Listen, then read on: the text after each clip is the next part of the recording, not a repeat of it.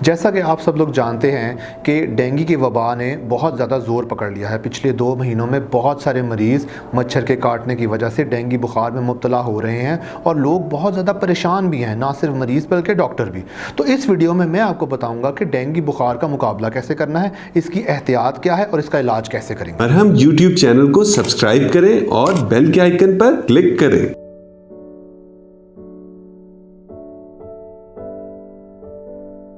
अस्सलाम वालेकुम जी, मेरा नाम डॉक्टर उमर इजाज़ है। मैं जनरल अस्पताल लाहौर में डिपार्टमेंट ऑफ मेडिसिन में सीनियर रजिस्ट्रार के तौर पर काम कर रहा हूं और शाम के वक्त मैं रशीद अस्पताल में डिफेंस में 4 से 7 बजे तक मेडिकल स्पेशलिस्ट के तौर पर बैठता हूं। आज का जो हमारा मौजू है वो है डेंगू बुखार। जैसा कि आप सब लोग जानते हैं कि डेंगू बुखार की जो इस दफ़ा वबा आई है उसने बहुत ज़ोर पकड़ा है और पाकिस्तान के बेशतर शहरों ख़ास करके लाहौर में बहुत सारे मरीज़ डेंगू से अफेक्ट होकर हस्पतालों में आ रहे हैं। लिहाजा बहुत ज़रूरी है कि मैं आवाम को डेंगू के मुतालिक आगाही फ़राहम करूँ। डेंगू बुखार एक ख़ास किस्म के वायरस की वजह से होता है जिसको डेंगू वायरस कहते हैं, जो कि ईड्स इजिप्टाई नाम के ख़ास किस्म के मच्छर के काटने की वजह से होता है।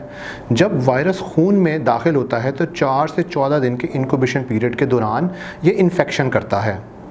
इन्फेक्शन के जो फीचर्स सामने आते हैं उनमें सबसे जो इम्पॉर्टेंट है वो बुखार है। डेंगू के मरीज़ को तेज़ बुखार होता है और सारे जिस्म में शदीद दर्द होता है, ऐसे लगता है जैसे हड्डियां टूट जाएंगी। सर में दर्द होता है और आंखों के पीछे रेट्रोऑर्बिटल पेन बहुत ज़्यादा कॉमन है। इसके अलावा मरीज़ को उल्टियाँ, पेट में दर्द, लूज़ मोशन, बेचैनी, बेकरारी और गुनूदगी की अलामात भी आ सकती हैं। तो जैसे ही बुखार हो और इसके साथ सर में दर्द और जिस्म में दर्द हो तो फ़ौरन मरीज़ को चाहिए कि वो अपने मौलिद से रब्ता करे और ख़ुद से बेजा दवाइयों का इस्तेमाल करने से परहेज़ करे। अब मैं आपको बताऊंगा कि डेंगू बुखार की तशख़ीस कैसे की जाती है। जब मरीज़ हमारे पास आता है इन अलामात के साथ तो हम उनको चंद टेस्ट तजवीज़ करते हैं, जिसमें सबसे important complete blood count CBC होता है, जिसमें हमने प्लेटलेट काउंट और वाइट सेल काउंट देखने होते हैं। अगर तो प्लेटलेट काउंट भी कम है और वाइट सेल काउंट भी कम हो रहा है तो हमें काफ़ी हद तक यकीन हो जाता है कि इस मरीज़ को डेंगू बुखार हो सकता है। इसके साथ हम CBC में और भी चीज़ें देखते हैं और फिर मरीज़ को बाकी के टेस्ट तजवीज़ करते हैं। पहले 5 दिन के अंदर एक टेस्ट है NS1 जो कि पॉजिटिव आता है और 5 दिन के बाद डेंगू सीरोलॉजी कराते हैं जिसमें IgM और IgG शामिल हैं। एक और बड़ा अहम टेस्ट है डेंगू के हवाले से जिसको PCR कहा जाता है, लेकिन वो इस वक्त पाकिस्तान में नहीं मौजूद। टेस्टों के बाद हम इससे पहले कि डेंगू की इलाज की तरफ चलें चंद एहतियाती तदाबीर मैं आपको बताता चलूँ कि एहतियात जो है वो इलाज से बेहतर है। तो डेंगू को इलाज करने से पहले हमने कोशिश करनी है कि मरीज़ को डेंगू होने से बचाएं। अगर डेंगू होने से बचाना है तो बहुत ज़रूरी है कि सब लोग पूरी आस्तीन वाली कमीज़ें पहने, यानी कि फुल स्लीव शर्ट पहने, मॉस्किटो रिपेलेंट्स का इस्तेमाल करें जैसे कि मॉस्पेल मिलता है मार्केट में, मॉस्किटो कॉइल्स लगा सकते हैं और जिस मरीज़ को डेंगू हो जाए वो लाजमी मच्छर से बचने वाली अंगीठियाँ यानी कि मॉस्किटो नेट्स का इंतज़ाम करें और इस्तेमाल करें। अब मैं यहाँ पे आपको ये बताता चलूँ कि इन पिछले 2 महीने में डेंगू की वबा ज़्यादा क्यों बढ़ी है। क्योंकि बारिशें ज़्यादा हुई हैं और खुशगवार मौसम था। 25 से 30 डिग्री सेंटीग्रेड के दरमियान ये मच्छर अपने अंडे देता है जिससे बच्चे निकलते हैं और मच्छर की तादाद बढ़ जाती है।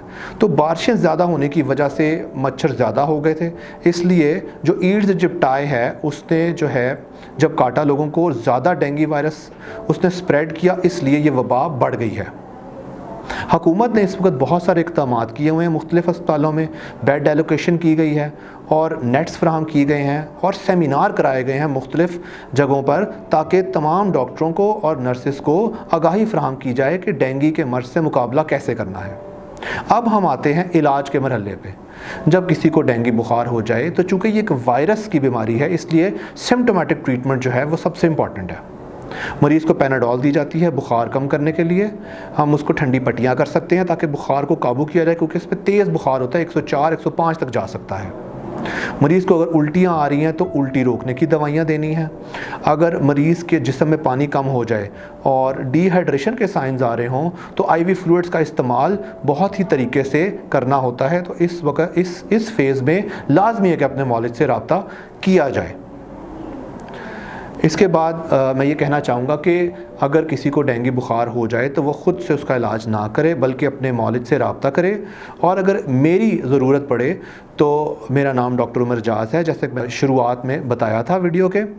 तो आप मेरी अपॉइंटमेंट ले सकते हैं, ऑनलाइन भी, वीडियो कंसल्टेशन भी, और रशीद हॉस्पिटल में भी चेक करवा सकते हैं और मरहम के प्लेटफॉर्म से मेरी अपॉइंटमेंट ले सकते हैं।